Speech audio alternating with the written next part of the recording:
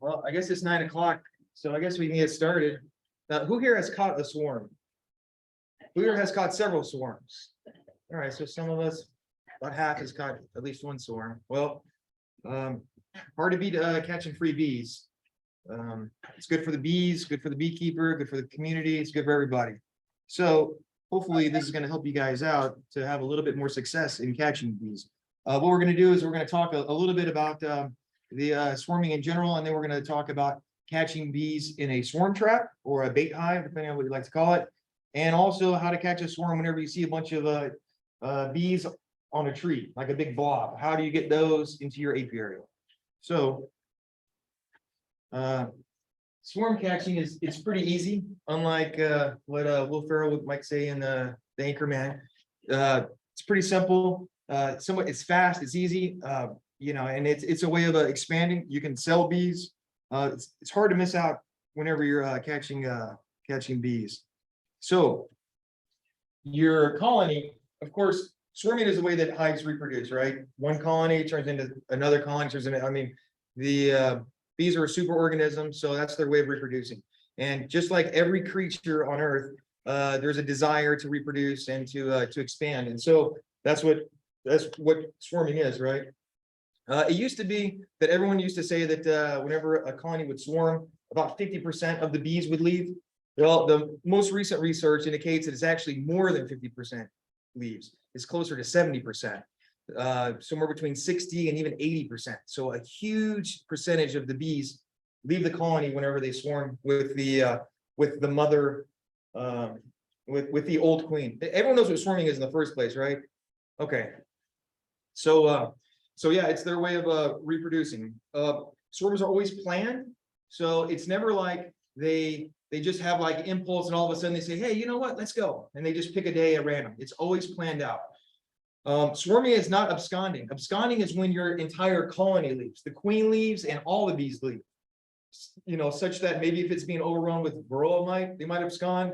If it's too hot, if you leave like a pro nuke or something in the sun and it starts baking the bees and it gets too hot and they all abscond, whatever reason that they abscond, you know, they have found something intolerable and so all the bees leave. That is not swarming. Swarming is when part of the bees leave and then they leave the cells for a virgin queen to emerge and so that the old one can continue.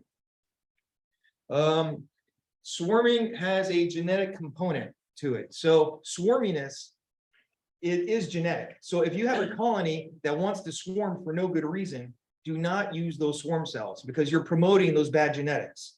Now, are swarm cells excellent to raise queens with? You bet they are. Because a colony that wants to swarm, they have a lot of bees, they have a lot of power, and they're able to collect a lot of royal jelly and create very good queen cells. So queen cells are great to use to make splits and create new colonies, but make sure that that colony had a good reason to swarm.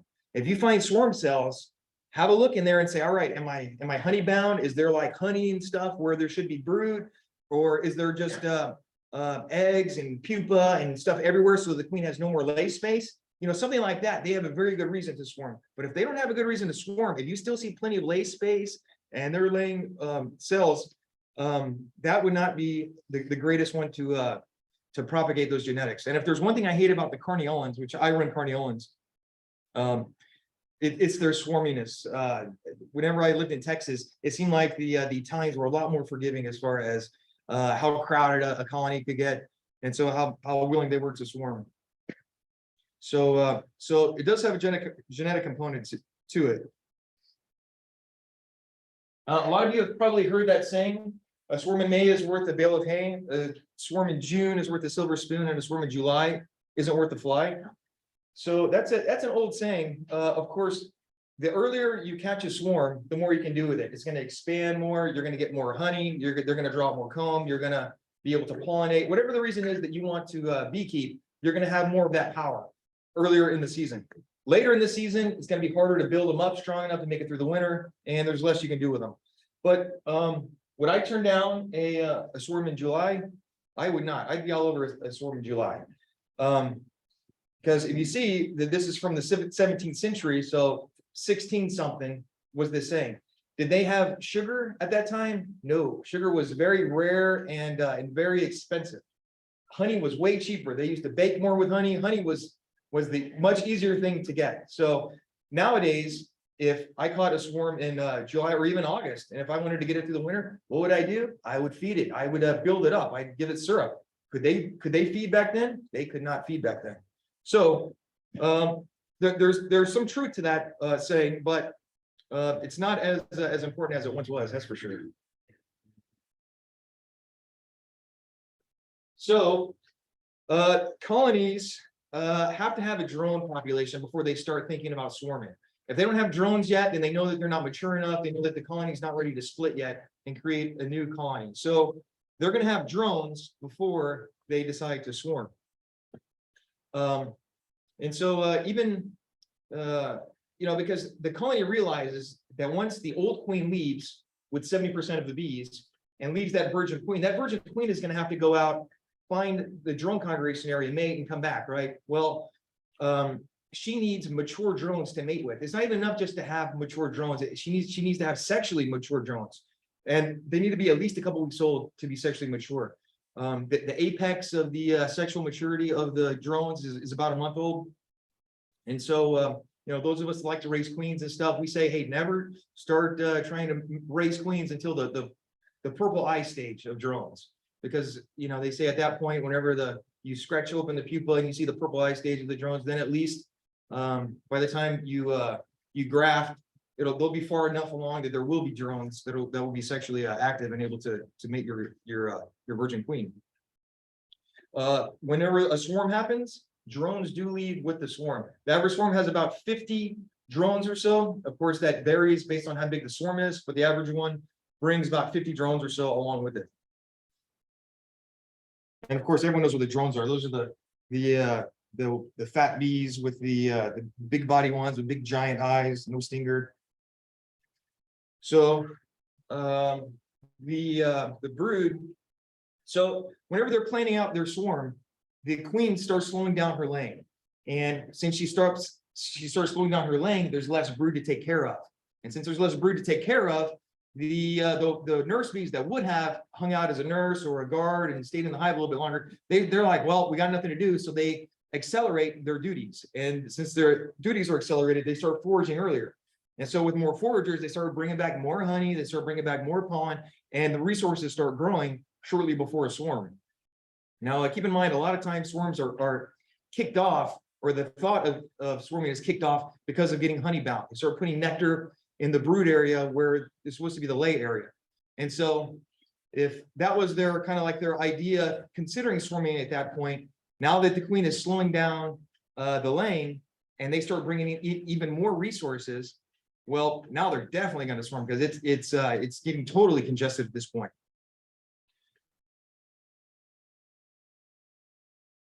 And so about 2 weeks before swarming, that's when the scouts start saying, you know what, we need to start hunting around and looking for a swarm.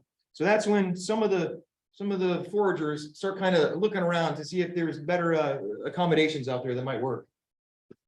And somewhere around 10 days before swarming, the bees start gorging themselves on honey. They start eating and eating and eating and expanding that honey crop and really getting very well fed. Because whenever they swarm, they have no idea how long it's going to take for them to find a suitable home. Because it could be just 5 minutes. They might go straight from a hive to their permanent home, but they might have to go from one place to another place and hanging out and still looking, and the foragers aren't having good luck. So they realize that, hey, we could be in for a long adventure, so we have to make sure we have plenty of honey with us. And of course, the fact that they ingest all this honey before they go on their flight, that's one of the reasons that swarms can draw out wax so fast. If any of you, wherever you catch a swarm and you put it into a hive, those are wax making machines. They draw out wax so quickly. It's pretty incredible, the speed that swarms can draw out that foundation. So the queen instigates the swarming. She releases pheromone. The pheromone goes out amongst the colony and it comes back. Whenever that starts getting weaker and it starts coming back weaker, that's when the colony starts thinking about swarming, because it's getting too diluted. Of course, a young queen is very helpful to have a strong pheromone mark, and so that's why some people say that first-year queens won't swarm. they will swarm, but they're much less inclined to swarm than a secondary queen. And one of the reasons is they have that strong young pheromone. Shortly before they swarm, the queen goes on a diet, and they don't let her eat as much. They start treating her very roughly. They start biting at her and running her around the colony because they're trying to exercise her, because they know that if she's not in good shape and not able to fly with them, that they're doomed. And so they start really PTing her. She starts trying to eat, and they start saying, "No, you're not eating. You run." And they bite her, and they're real rough with her. And she will lose a third of her weight, up to half of her body weight. So she loses an incredible amount of weight before she goes on her flight. So at the swarm cells are usually placed at the bottom of the cells, and so they make those cups first, and then whenever it's time, whenever things are getting advanced and they're getting ready to swarm, she'll lay an egg at the bottom of the cups, and then they'll be ready to be off. So when the swarm actually happens, when they actually leave the colony, that usually happens around when the first cell is capped. So they start drawing out all those queen cells. You know, there's like those little queen cups. Well, once she lays an egg in that, then they start drawing it out and start lengthening it, start packing it full of royal jelly, and then they decide to actually leave when the first cell is capped. Sometimes they'll leave before the first cell is capped. Sometimes they'll leave after all of them are capped. So there's no like hard and fast rule, but in general, around whenever the first cell is capped, that's when they're ready to exit the colony. Of course, some of that is weather dependent too. If the weather is not so pretty, then they're going to hold off. So there's bees loading up full of honey. Swarms have excellent bees. The reason that a colony swarms in the first place is because it was strong enough to do that. If a colony is weak, they're not going to swarm. If they're sick, they're not going to swarm. Only strong, healthy colonies like to swarm. I remember talking to Dr. Milotopoulos over there from Oregon. He was, I was asking him about, people that are, getting so many swarms all the time. What's the chance of them ever encountering American foul brood? So like if it started to get American foul brood right before a swarm, would that person that grabs a swarm, would they get American foul brood? And he assured me that would be exceedingly rare, because whenever they leave, they're not bringing wax and stuff with them, and it would be exceedingly rare. So you really don't have to worry about, am I going to catch some terrible sickness? Of course, there could be mites and other things, but in general, they're going to be very strong, healthy bees. You can check easily to see if your bees are going to swarm by tipping your box back. I know that sometimes certain lines of bees are a little psychotic and will put swarm cells like on the face and stuff. But a lot of times, if you just you crack open most of us probably use double brood boxes, and even if you use a single, you just crack it open and look at the bottom and see if you see any swarm cells hanging, or if you see any evidence. And sometimes if you see a bunch of cups but no swarm cells yet, they might be kind of planting something. So at that point, you might want to start considering splitting or making some changes, making some adjustments.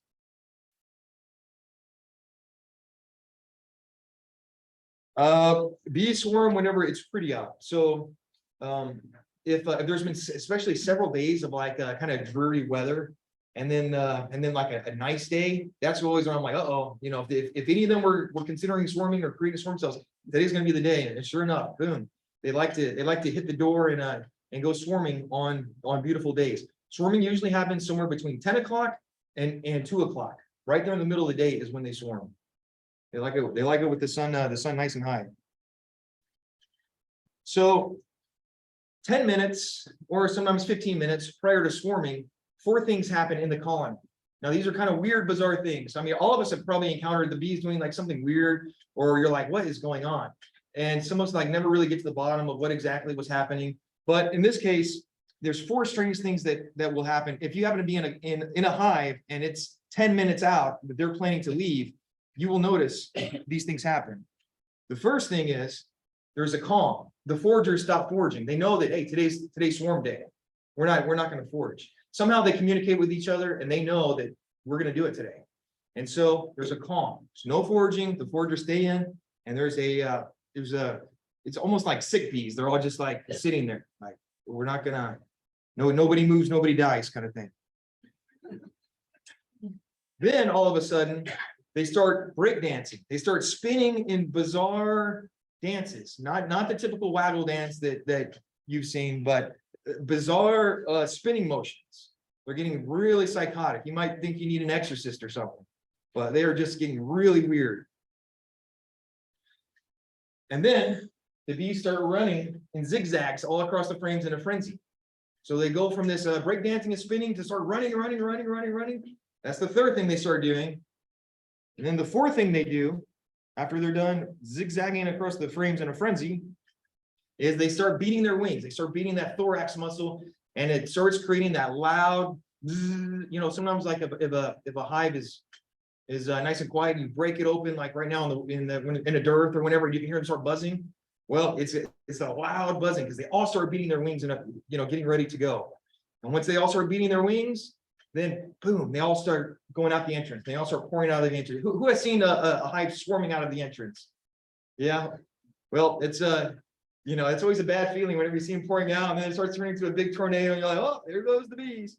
You know, whenever I've done that, I've like tried to like stop them, like let me stuff something in. One time I tried to stuff something in, and then I got some syrup. I had a sprayer, and I was like, I'm gonna open it up and start spraying them. And the second I open it up, then poof, a big cloud came out. I said, oh, that didn't work too good. But anyway, they start pouring out at that point. But the idea is we want to try to prevent swarming if you can. Okay, we're about to go over how to get them, but you want to prevent if you can. So after they leave the hive, they usually try to rendezvous somewhere not too far from the hive. And you know, it could be 50 feet, could be 100 feet, could be 100 yards, but they like to like get in that big kind of like tornado thing, and then they find a place to cluster. And they hang out there, and then the scouts are still looking for an area, and they keep exploring and hunting at that point. That's a big giant swarm right there. I'd love to catch that one. And whenever a hive swarms, all ages are in that swarm. There's the very old ones and the very young ones. Of course, the youngest ones, the ones that are, I mean, you have to be at least like 4 days old to be able to fly, because the chitin on the body of the bee has to get hard enough for them to be able to fly. But the very young ones and the very old ones, the very ragged winged ones, all of them, they will all go. But the majority of them are between 4 days and 23 days old. So there's lots of young bees that go with the swarm. And that's another reason that they can draw that wax out so fast, is because the sweet spot for drawing out that wax is around 2 weeks. You know, they say somewhere between like 10 days and 18 days is like a fantastic window for drawing out wax. Those wax glands are really going to town. So anyway, you have a lot of bees in that correct age range. They have a lot of honey, so they're able to draw out that wax so fast. No one understands how the bees determine who leaves and who goes. So if 70% of them leave and they leave 30%, no one really understands exactly what determines. I mean, the bees know, they communicate through pheromones, and they have things on their antennas, these peg organs that like researchers still can't figure out and everything. So somehow the bees are able to communicate to each other, but we have not figured out yet their secret as to who decides who gets to leave and who's going to stay.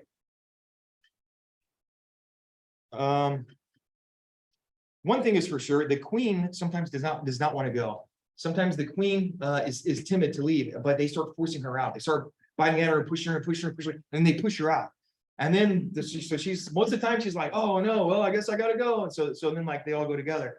But sometimes the queen will come back.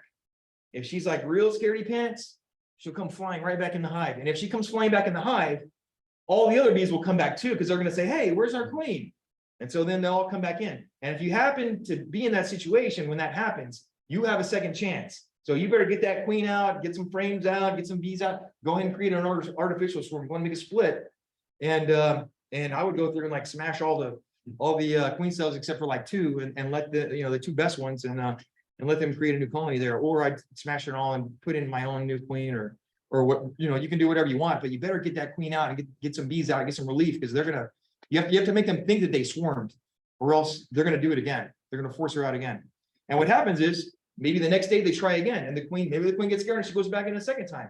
But eventually what's gonna happen is, even if you have a totally scaredy pants queen that was like, I can't go, Well, even if the queen is a total scaredy pants, they're going to wait till that first virgin queen comes out. And then when that virgin queen comes out, they're going to say, hey, you're good enough. Let's go. And then they'll go with the virgin. And so they're still going to leave you, even if you clip the wings of that queen. Well, if you clip the wings of the queen, she's gonna fall on the outside. Some people clip queen wings. If the swarm leaves, the chance of them being able to survive the first year are very slim. Only 60% of colonies can survive that first year. So they're pretty much doomed unless you guys save them. So that's why you guys are doing a great thing for those bees, because they are in big trouble if you don't save them. So we're going to talk about creating a swarm box. How many of y'all have caught bees in a swarm box or a swarm trap? Okay, so some of us, not most of us, but so we're going to go over that really easy thing to do. Once you get your swarm trap, it's easy. You just show up one day and your hive is full of bees. It's awesome. But in order to do that, you have to make your swarm box more appealing than any other area. And what other areas am I talking about? Well, it could be like the inside of a tire. They see a void there and they're like, hey, we can make a home here. And so your swarm box will be competing with that tire. You want to make your swarm box better than that tire. You want to make it better than a water meter. I've caught a lot of swarms out of water meters doing cutouts. We used to tell the water company, hey, if you guys ever find bees, let us know. And they used to call us all the time. And we would go get them out of the water meter. Real easy cutout. I usually don't do cutouts because they're a pain, but I'll do it out of a water meter. And if you guys don't know what a cutout is, it's just you take the wax out, you put a rubber band, you pop out the foundation, and you put the wax in, you rubber band it. You make sure that the way that it's facing is still the same way it's facing, since the cells are actually tilted up a little bit. You know, everyone thinks that the cells just go straight out. They're not, they're tilted up a little bit. But yeah, you just rubber band them in and catch that queen. So that's a gas tank. It's a nice void for them to make a nest. There's a dead guy, whatever. I don't know what you call that thing, but dead guy house or what? And of course, this is what we don't want. This is like in the attic of someone's house. You create a big mess in there. You know, they'll create a nest in the wall, in the soffit, and that's what makes people hate bees. They're like, oh, these, you know, it costs me so much money in repairs and all this stuff. So that's why we want to catch the swarms before they try to go into a place like this and mess up someone's house. Of course, this is a swarm trap, a bait hive. There's really nothing trapping about it, because usually a trap tends to hold something in. But of course, that's not the name of the game. Is holding something in. Yeah, can't read that. Yeah. Oh, my bad. Thank you. Only one person's helping me. Come on, guys. Thanks. So were you able to see all the other ones? I don't know if I was standing in front the whole time. But this is a harsh but true fact, is that your chances of catching a swarm are inversely proportional to your desire of catching a swarm. So if you want to catch a swarm so bad, probably not going to get one. If you really don't want one, you probably will. It's a harsh, cruel fact of life. So there is the ideal bait hive was put together by Tom Seeley. A lot of you have probably read his books. Really fascinating fellow. He did a lot of research to figure out what the ideal bait hive is. And so about 15 feet high is the ideal height. Shade. So if you can put your bait hive in the shade, that's much better than the sun. The distance from the parent nest, he couldn't find any indication that one thing was better than another on that one. The entrance, or the hole that you put in there, should be about 1.5 to 2 square inches. The entrance shape isn't important. It could be round, square, whatever. It's better for the entrance to be towards the bottom. If you can face your bait hive south, that's the ideal. The cavity volume, that's important, because about 40 liters is the ideal. A typical 10 frame brood box is about 42 liters, so it's pretty close. So if you want to use just a 10 frame brood box, that's pretty close to the ideal. The dry wood. Old wood is better. If you have like an old box, that's better to use than like new wood. They much prefer old nasty wood. And they're interested in good smells. So we'll go over some of the good smells that the bees are looking for. So this is from I think this is from one of Tom Seeley's research things. So he was trying to figure out what the ideal is, and on this particular round of experimenting, around 40 liters. So that's the liter volume towards the bottom, and about the median was about 40. And so a 8 frame is about 35 liters or so. So if you want to use an 8 frame, that's very good. 10 frame is very good. Trying to go way too big would not be good. Of course, you have this outlier that put one in a big giant 440 liter one. So there's always weird outliers, but the sweet spot is around 8 frame, 10 frame. About the size of a water meter box. That's smaller. It's actually pretty small. Yeah, but they'll use it if they don't find something better. They'll use it. Absolutely. So anyway, that's the stuff that we just went over, about 40 liters.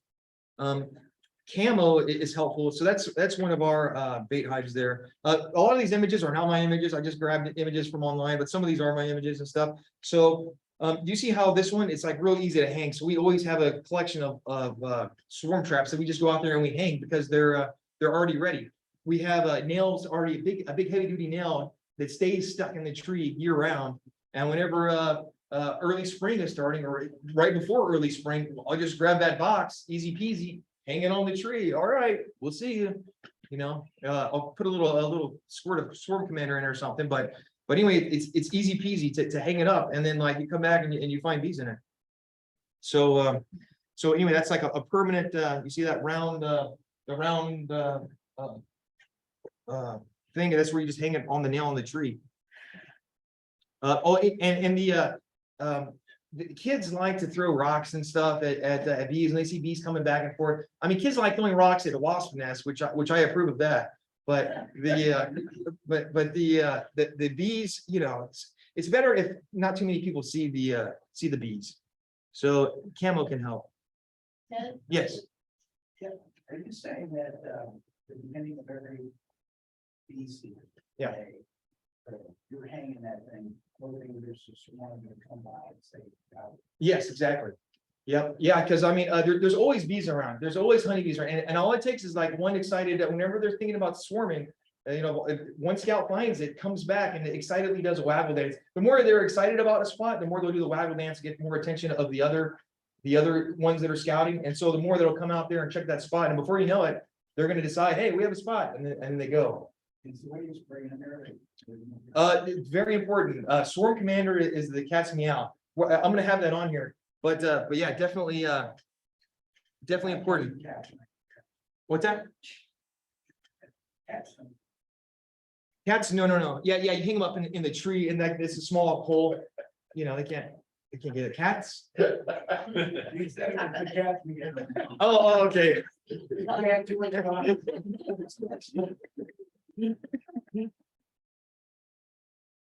I was like thinking maybe you have tiny cats, who knows? But 5 frame boxes are often too small. So if a lot of times if they like that spot because it smells good because you put Swarm Commander and stuff in it, sometimes they're not going to be able to fit all themselves in. Sometimes they'll be all blobbed all over it. A lot of people erroneously think that bigger swarm traps will catch a bigger swarm. That's not true. If a big colony is going to swarm with lots of bees, they don't say, hey, there's going to be a lot of a swarm. We need to find a big void. They don't think that way. Or if it's a tiny little swarm that's going to swarm, they don't say, hey, there's a few of us. We need to find a small void. They don't think that way. They have in their mind that there is an ideal size, regardless of how many are going to go. So people that say, oh, yeah, I'm going to put a triple deep out there, and that way I'm going to catch a big giant swarm. It doesn't work like that. There's an ideal size, regardless of the swarm that goes. You're saying like those, if you wanted to use like an old nuke box, that's probably too small. It's a little on the small side. You can still do it. I've seen people catch them, but it's a little bit on the small side. And remember, you're competing against the tire and the dead guy and all those other voids that are out there. So and I was just going to point out, you can actually just strap a a regular hive to a tree like that. I would recommend like putting like a stick or something across the entrance just to reduce the entrance there to the ideal couple inches. But you can just do something as simple as that. You don't even have to put a hole in the tree. Of course, that's one of my kids, so everything I do, it takes longer whenever I have my kids helping me, but it easy peasy. The best places to put it, fence lines are excellent. Landmarks that stand out. If you have a bright, shiny solar panel somewhere, put a swarm trap there. Put something that kind of sticks out, because that's what kind of grabs bees' attention and grabs foragers' attention, and they go investigate. And so you want things to stand out along fence lines. The bees like to fly along fence lines, and anywhere you see bees foraging. So if you're some area and you see like bees like hanging out, like flying around, that might be a good spot for a swarm trap. You can also put nuke boxes together, and you don't have to permanently glue them or anything. You can use those staples, those hive staples, staple them together. Even if you want to use like your brood box and put a bottom board on it, you can just put those staples in it if you don't want to permanently glue things together. If you use these hive staples, I recommend you put them in at an angle. It holds a lot better. So it's best to use foundationless frames in the hive, because the foundationless frames, the time's getting away from me. Yikes. I better hurry. I'm almost halfway. So the frames, if you have the foundation in there, the bees don't see that as extra space. They see that as lost space. So if you can go foundationless, go foundationless. Of course, most of us probably use foundation and just use what you got. If you want to put the whole thing with foundation, I usually do, and I still catch a lot of swarms. But it's better to not have foundation in there and just maybe put like a starter strip at the top, or just a little wax, a wax line along the top of your frames. If you just use some frames and some empty space like this guy did, you're gonna see that they're gonna draw out all that wax. So now you're gonna be having a cutout situation, right? Which is a little bit of a pain, but you still have bees. So let's see. So this is kind of like the old school way of putting the smell in there. You just take a piece of cotton ball or a paper towel, and you fold it up. You put four drops of lemongrass oil, and you seal the bag, but not all the way. You leave like a little portion of the Ziploc open, such that the smell will slowly leach out. And you just throw the bag in your swarm trap, just on the bottom board in there, and it'll slowly leach out that smell. And so that's like the old school way that's shown good results. So you can do it that way. This is the cheapest way of baiting your hive. Not necessarily the best, but it works. And eventually you have to replace that about every 3 weeks or so. In Africa, they've been using lemongrass oil for centuries, and the advanced world thought that was just hocus pocus stuff that they're doing over there. But then that's when eventually the first world realized, oh, you know what, they're onto something. That lemongrass oil really does work, and so the rest of the world caught on to what the Africans have been doing for centuries. The Africans also swear by using cow dung.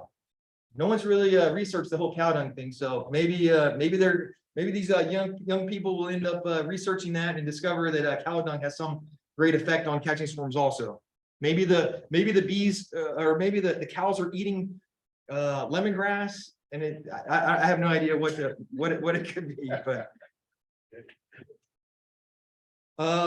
whenever you have to kill a queen or get rid of a queen, you might want to consider taking alcohol and making a little queen cemetery. Just take the queen, throw her in there, because all those queens will end up putting all that QMP, the queen mandibular pheromone, in that alcohol. So you can actually use that alcohol with the same thing as a bait, and it'll make a colony think that it's queen right for a while. Just put a few drops of that in your colony, and they think they're queen right. So don't waste queens, even bum queens that you want to get rid of, and just throw them in your little queen cemetery. Swarm Commander. If there's one thing that I can recommend, is to use Swarm Commander. This stuff is fantastic. Don't use too much of it though. A lot of people think more is better. More is not better with this stuff. What you do is you just take your 2 squirts on the inner cover, 1 squirt across the entrance, and you're done. Don't put any more than that, because more it's a put off to the bees. Swarm Commander gel, you just put 2 lines of it, about a 1/4 inch, 2 1/4-inch lines or 2 1/2-inch lines inside your colony, and you only have to go visit that one every 20 days or so. For the Swarm Commander, you're supposed to reapply every 7 to 10 days.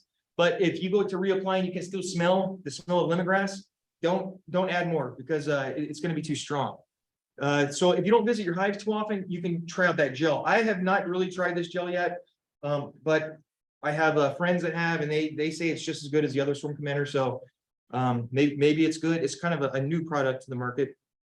There's also these vials of Swarm Commander. That's really to kind of appeal to like the old school beekeepers, because 50 years ago that was like they used to like to use vials with Q-tips. And so if you use the vial, just put the Q-tip in, rub it across the entrance, dip it in your vial again, and then just throw the Q-tip inside your hive and just leave it like that. So the vials aren't the best, but it kind of appeals to the old school people. I guess eventually maybe there's going to be something better, and then they're going to try to appeal to me who likes to use Swarm Commander. They also have these super lures. They last 90 days. So if you very rarely want to check out or look into your bait hive and stuff, just throw one of those in there. You can also cut those into pieces and put them in different ones too. You don't have to use just one for the whole thing. You can also get this type. You can buy those off of Man Lake. Same idea. You just staple that to the inside. The homemade lure, you can take wax, for those of you who like to render wax like me, and you can just melt down 3 ounces of beeswax with a teaspoon of Swarm Commander, and then you can just kind of write on the inside a little bit like a crayon, and then just throw the wax inside, and that will help attract, give a good smell for the swarms.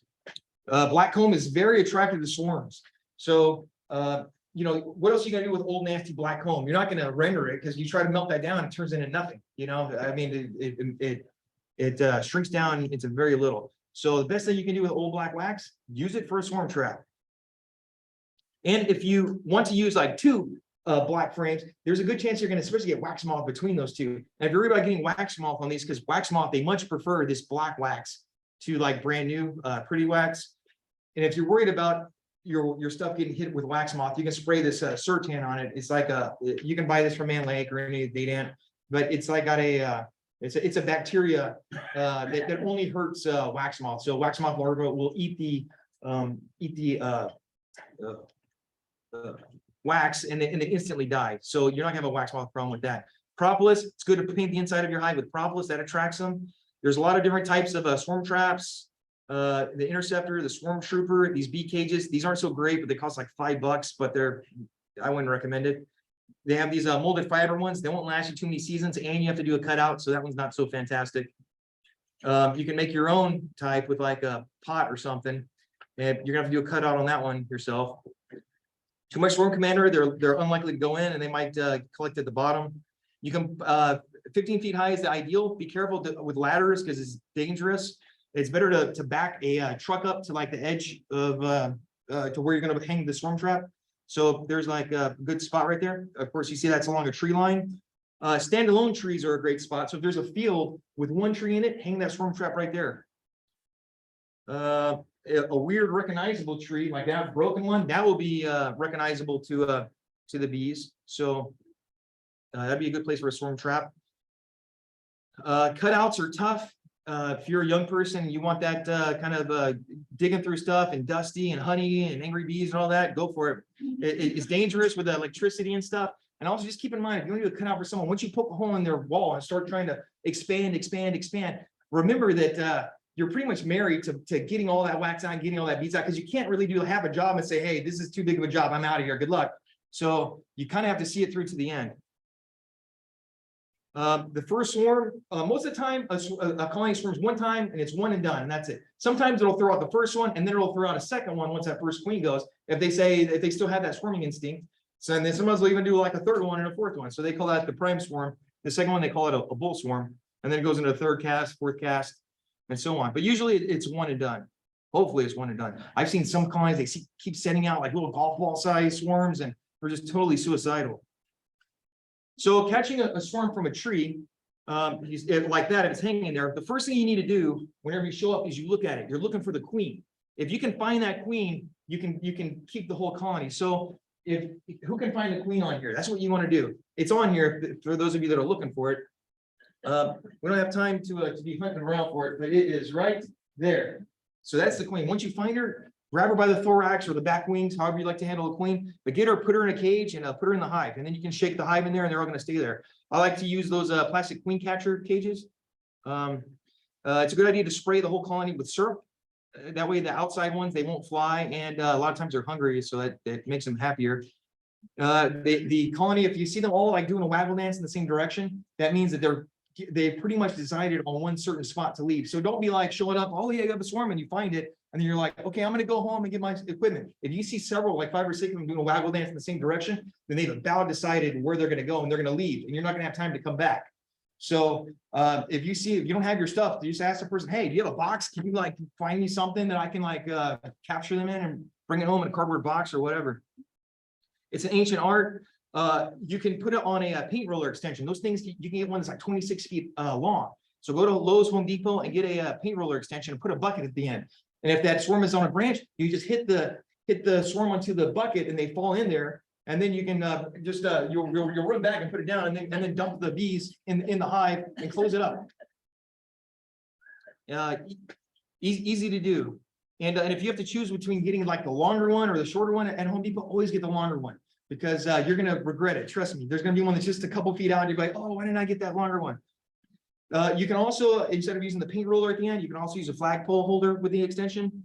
You can use plumber parts to create one of those. You can use a 5-gallon water bottle.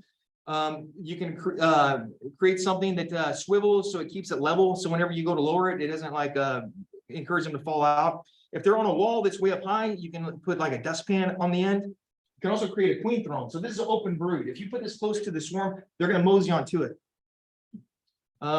Here, you just raise it up to it and they will mosey onto the frame and you just take that and shake that into the box and then you put it back up and they'll mosey onto the open brood again and bring that down.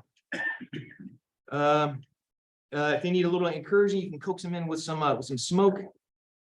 You can save small ones. A lot of times, don't use ladders.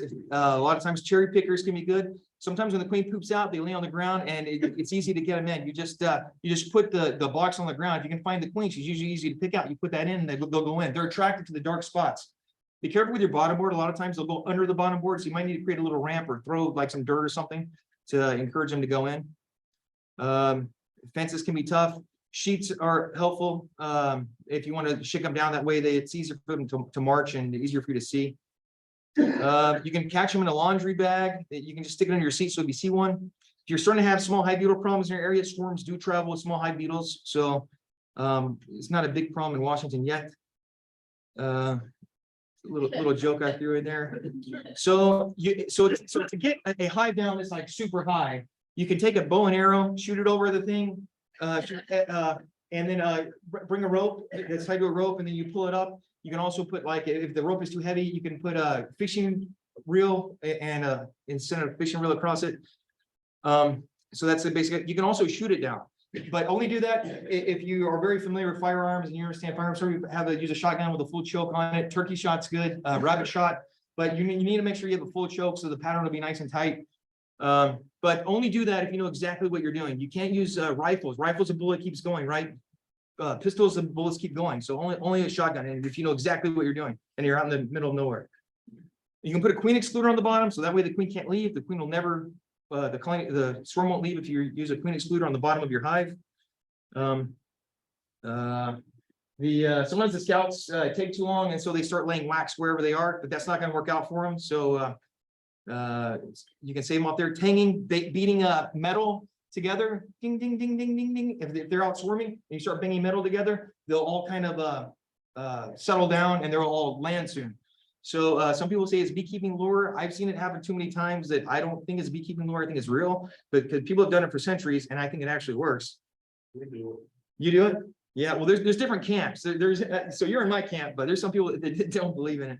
The Russian scion, those help. If you know how we said like they'll exit a hive and hang out at a place. Well, a scion helps. You just take beeswax, put it on like a 2x4. You can put like some screen mesh on it, and that'll encourage them to land on it. If they land on that Russian scion, you can easily put that in a bucket and you caught the swarm real easy.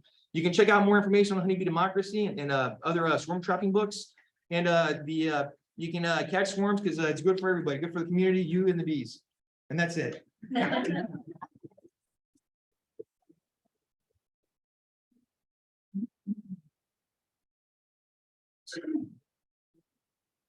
45. You got it, you got it.